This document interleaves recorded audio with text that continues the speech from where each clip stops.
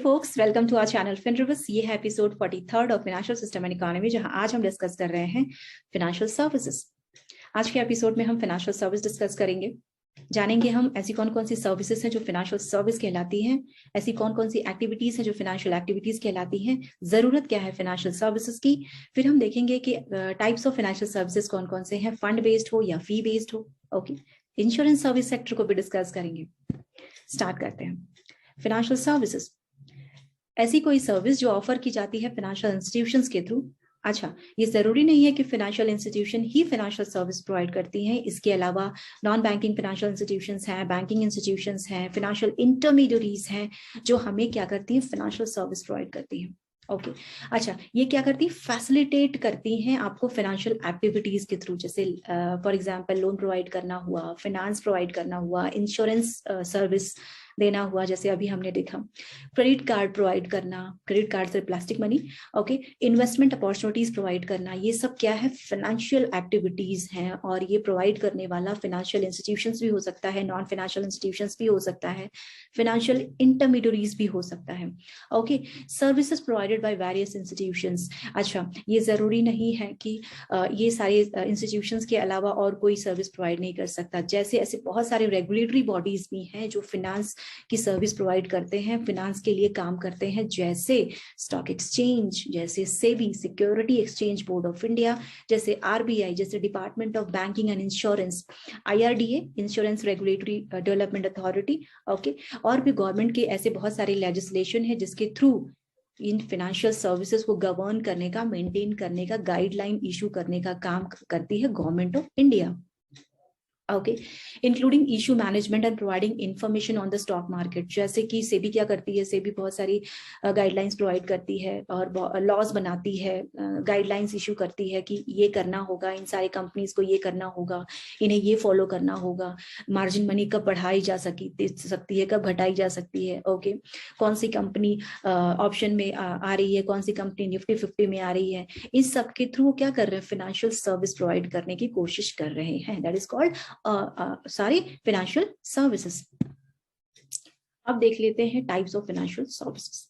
Types of financial services में कुछ फी based होती हैं, कुछ फंड बेस्ड होती हैं।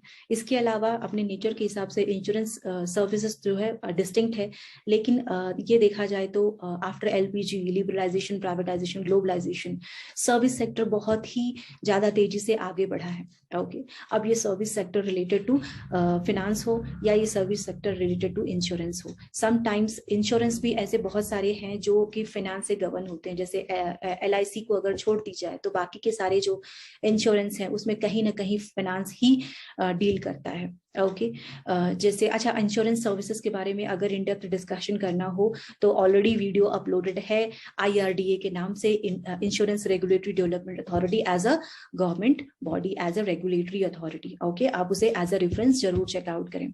अब डिस्कस कर लेते हैं fund based and fee based financial service क्या होती है। ओके, सबसे पहले तो issue management and merchant banking. Issue management and merchant banking in the sense, जैसे किसी कंपनी को आईपीओ वगैरह लाना होता है, अपने लिए फंड रेज करना होता है, तो मर्चेंट बैंकर्स पूरी प्रॉपर गाइडलाइन इशू करते हैं कि प्रॉस्पेक्टस कैसा होना चाहिए, इन्विटेशन किसको जाना चाहिए, और उसमें क्या क्या जो गाइडलाइंस है उसको फॉलो करना चाहिए। मतलब हर एक step by step merchant banker उनको सर्विस प्रोवाइड करते हैं, इशू से रिलेटेड, इशू को मैनेज करते हैं। Issue in the sense fund raise करने के लिए जो इशू निकलने वाला है, आईपीओ, इनिशियल पब्लिक ऑफर, उसको मैनेज करने का काम मर्चेंट बैंकर करता है। Okay, corporate advisory services. Corporate advisory services यानी कि कंपनीज के लिए अच्छा क्या है, कंपनीज का बोनस शेयर इशू करें, कब राइट शेयर इशू करें, कब एक्स्ट्रा शेयर्स प्रोवाइड करें। ओके, कब कौन सी कंपनी इंटरनल रिकंस्ट्रक्शन के थ्रू, एक्सटर्नल रिकंस्ट्रक्शन के थ्रू, जैसे मर्जर एक्विजिशन है।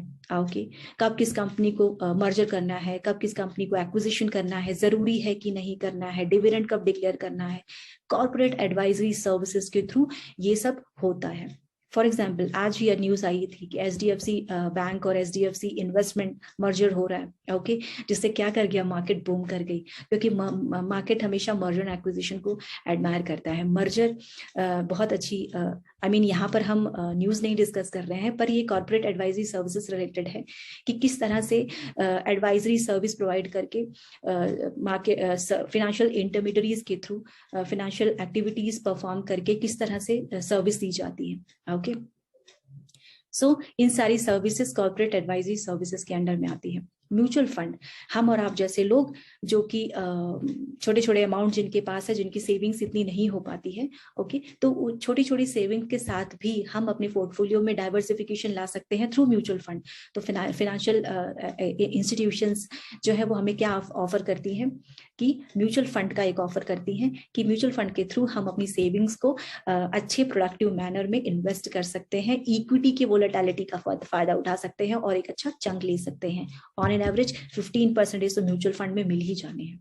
ओके, सो ये भी एक तरह की सर्विसेज है, फाइनेंशियल सर्विसेज है। सेक्यूरिटाइजेशन का बेस्ट एग्जांपल आप AMC से ले सकते हैं, एसेट मैनेजमेंट कंपनीज, जो क्या करती हैं, जो ऐसे सारे एसेट्स को बैंक से लेती हैं और उनको रियलाइज करके और उसको जो है जिनके ऊपर NPAs वगैरह होते हैं, ओके, सो इसको रियलाइज करके उसका एक अच्छा उसको एसेट क्रिएट करती हैं, तो उसी को कहते हैं सिक्योरिटाइजेशन। ये भी क्या करती है, फाइनेंशियल सर्विस प्रोवाइड करते हैं। AMC is the best example.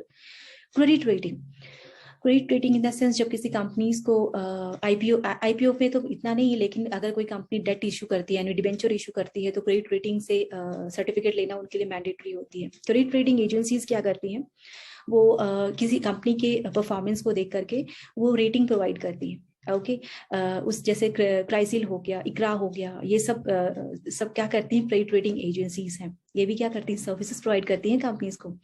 Depository service in the sense, जैसे हम ब्रोकर हो गए, हमें क्या करते हैं ब्रोकर्स, स्टॉक मार्केट से रिलेटेड पोर्टल प्रोवाइड करते हैं हम, जहाँ पे ट्रेडिंग करते हैं। ओके, आदित्य बिरला हो गया, आप स्टॉक्स हो गया, जीरोधा हो गया, ओके, मोतीलाल ओसवाल हो गया, ये सब क्या है, डिपॉजिटरी सर्विसेज हैं जो हमें पोर्टल प्रोवाइड करते हैं। कुछ ऐसे हैं जो डिस्काउंट ब्रोकर हैं, कुछ ऐसे हैं जो हमें रिसर्च एनालिसिस करके प्रोवाइड करते हैं, हमें बताते हैं, रिकमेंडेशन देते हैं कि ये परचेस करो, वो परचेस करो, वगैरह वगैरह वगैरह। सो डिपॉजिटरी सर्विस भी क्या है, फाइनेंशियल इंटरमीडियरीज है। Underwriting of securities, underwriting in the sense, कुछ अंडरराइटर एक ऐसे एजेंट्स होते हैं जो अगर किसी कंपनी को IPO लाना हो तो उसकी गारंटी देते हैं कि मिनिमम सब्सक्रिप्शन अगर पब्लिक ने इतना नहीं किया तो हम सब्सक्राइब कर लेंगे। ओके, सो वो एक गारंटर की तरह वर्क करते हैं। That is called underwriting of securities. वैसे एक तरफ से देखा जाए तो अडानी के साथ यही हो रहा है कि मतलब कुछ भी होने दो, ट्रेंड में है, jokes apart. Issue management and merchant banking already discuss कर चुके हैं हम। सो ये सारे जो फाइनेंशियल इंटरमीडियरीज हैं वो कहीं ना कहीं ब्रोकरेज चार्ज करते हैं, कहीं ना कहीं कमीशन चार्ज करते हैं। ओके, लेकिन इनकी जो सर्विसेज है वो कंपनीज के लिए होती है ताकि वो अच्छे से परफॉर्म कर पाए और अच्छे से ये सारी सर्विसेज किससे रिलेटेड है, फाइनेंस से रिलेटेड है। ओके, अब ये सब फाइनेंशियल इंटरमीडियरीज भी हो सकते हैं, फाइनेंशियल इंस्टीट्यूशंस भी हो सकते हैं, NBFCs भी हो सकते हैं। अब देख लेते हैं leasing and hire purchase. Leasing in the sense, हम और आप अच्छी तरह से जानते हैं कि जब हम कोई इक्विपमेंट परचेस करते हैं, कोई एसेट परचेस करते हैं तो हम लीज पे लेते हैं, जिसका हमें क्या पे करना होता है, रेंट पे करना होता है। ओके, और उसको मेंटेनेंस वगैरह करने का काम लेजी का होता है। इसके अलावा हायर परचेस क्या होता है, हायर परचेस ये होता है कि हम इंस्टॉलमेंट पे करते हैं, कोई भी एसेट परचेस करना होता है तो हम इंस्टॉलमेंट पे परचेस करते हैं। तो इसलिए हमें क्या होता है, ड्यूरेबल गुड्स जो है हमारी, कोई ऐसी मशीन हो गई, कोई ऐसी इक्विपमेंट हो गई जिन्हें हमें परचेस करना है, तो लीजिंग एंड हायर परचेस की जो इंस्टीट्यूशंस है वो हमें प्रोवाइड कर देते हैं, ये सारी फाइनेंशियल सर्विस दे देते हैं। वेंचर कैपिटल क्या होता है, जैसे कि हम और आप जैसे यंगस्टर MBA करके ताजा निकले हुए, हमारे पास बहुत सारे ऐसे इनोवेटिव आइडियाज हैं जिनके थ्रू हम क्या कर सकते हैं, आग लगा सकते हैं। आई मीन जोक्स अपार्ट, हमें हमारे पास ऐसे बहुत सारे बिजनेस आइडियाज हैं जिसे हम बहुत अच्छे से डेवलप कर सकते हैं, मार्केट को ग्रो कर सकते हैं, इकोनॉमी में बूस्ट ला सकते हैं। तो हमारे पास लेकिन फंड नहीं है, तो हम क्या करेंगे, हम वेंचर कैपिटल के पास जाएंगे और उनसे कहेंगे कि भाई हमारा ये आइडिया है, अगर आपको ठीक लगे तो। वेंचर कैपिटल को अगर वो आइडिया इनोवेटिव लगता है, अगर उनको फिजिबल लगता है और अगर उन्हें लगता है कि हाँ इसका पोटेंशियल है और उसकी हायर रिटर्न आ सकते हैं फ्यूचर में, तो वो क्या करेगी, वो सीड कैपिटल प्रोवाइड करेंगी, यानी कि वो इन्वेस्ट करेंगी उस आपके आइडिया में। तो ये सब वेंचर कैपिटल के थ्रू होता है। फैक्टरिंग क्या करता है, फैक्टरिंग इन द सेंस हर एक कंपनी है उसको उसका जो सेल है वो कैश में भी बेस्ड होता है, क्रेडिट सेल पे भी बेस्ड होता है। Without credit sale company survive भी नहीं करती है, उनको क्रेडिट सेल करना ही पड़ता है, चाहे कम करें चाहे ज्यादा पड़े।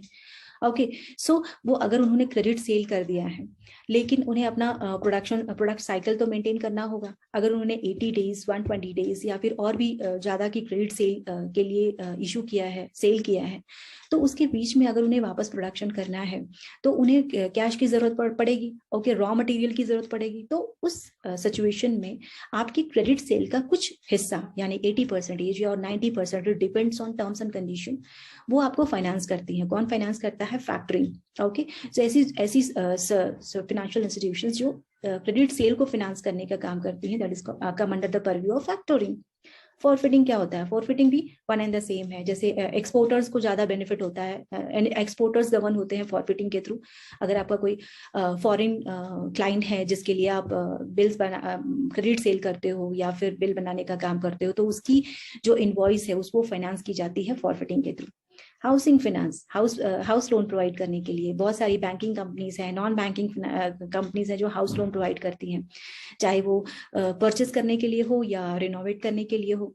Plastic money, credit card issue करना, डेबिट कार्ड इशू करना, स्मार्ट कार्ड इशू करना, ये सब क्या है, फाइनेंशियल सर्विसेज के थ्रू अंदर आती हैं। ओके, जैसे कि हमारे पास अब इतने ही हमारे पास अब कैश नहीं है, तो हमें क्रेडिट कार्ड के थ्रू हम चाहे होटल में चेकआउट करें या फिर कहीं भी कुछ भी कर सकते हैं, बैंक की ये फैसिलिटीज ले सकते हैं जिसके थ्रू हमें हेफ्टी मनी मिल सकती है। नो डाउट उसका इंटरेस्ट हम बाद में बहुत ज्यादा चुकाते हैं, लेकिन सर्विस तो है। पेंशन फंड, पेंशन एक ऐसा लॉजिक जो हमें हमेशा खुशी देता है। फॉर एग्जाम्पल हम और आप जैसे लोग जो सैलरीड एम्प्लॉयड हैं, सो उसमें क्या होता है, मंथ के एंड में एक स्वीट सा मैसेज आता है, एकदम स्वीट सा मैसेज कि आपका जो अकाउंट है वो इतने अमाउंट से क्रेडिट हो चुका है। वो हमेशा हमेशा स्वीट लगता है। तो अगर हम रिटायरमेंट के बाद भी वो स्वीट सा मैसेज एक्सपेक्ट करते हैं तो हमें पेंशन फंड में इन्वेस्ट करना होगा। बहुत सारे एम्प्लॉयर्स हैं जो पेंशन फंड का फायदा उठाते हैं। ओके, अलग अलग स्कीम के थ्रू उसमें इन्वेस्ट करते हैं, जिससे क्या होता है, एम्प्लॉयज को रिटायरमेंट के बाद भी उनको ये बेनिफिट मिलता है। हेज फंड, अपने रिस्क को मिटिगेट करने के लिए बहुत सारी स्कीम्स होती हैं, बहुत सारे ऐसे शॉर्ट सेलिंग और बहुत सारे ऐसे डेरिवेटिव्स के कॉन्सेप्ट है जिसके हेज फंड के थ्रू फाइनेंशियल इंटरमीडियरीज हमें वो सर्विस प्रोवाइड करती हैं। फाइनेंशियल इंक्लूजन, कुछ ऐसे फाइनेंशियल इंटरमीडियरीज होते हैं या फाइनेंशियल या नॉन बैंकिंग फाइनेंशियल इंस्टीट्यूशंस होते हैं जिनका मोटो ही होता है इस पर्टिकुलर इनकम के ग्रुप के लोगों को प्रोडक्ट एंड सर्विसेज प्रोवाइड करना। ओके, माइक्रो फाइनेंस इसका बेस्ट एग्जांपल हो सकता है। ओके, सो ये सब क्या थी, फाइनेंशियल सर्विस थी। कुछ फी बेस्ड थी, कुछ फंड बेस्ड थी, कुछ ऐसी सर्विसेज थी जो फाइनेंशियल सर्विस प्रोवाइड करने का काम करती थी, कुछ फंड को रेज करने का काम करती थी। ओके, लेकिन डायरेक्टली इनडायरेक्टली रिलेटेड है किससे, फाइनेंस से। सो आज के एपिसोड में हमने फाइनेंशियल सर्विसेज को समझा, टाइप्स ऑफ फाइनेंशियल सर्विस देखे, fund based and fee based, insurance service sector को भी समझने की कोशिश की हमने। आज के एपिसोड में बस इतना ही। आगे आने वाले वैसे अब हमारी नई सीरीज स्टार्ट हो रही है, बेसिक्स ऑफ स्टॉक मार्केट, जिसे हम स्टॉक मार्केट को जीरो से स्टार्ट करने वाले हैं। अगर आपको स्टॉक मार्केट के बारे में जीरो नॉलेज है तो आप सही जगह पर है। मिलते हैं नेक्स्ट एपिसोड में, तब तक आप फिनरिविज की series financial system and economy को लाइक, शेयर एंड सब्सक्राइब करते रहें एंड रिवाइज करते रहें। Thank you so much.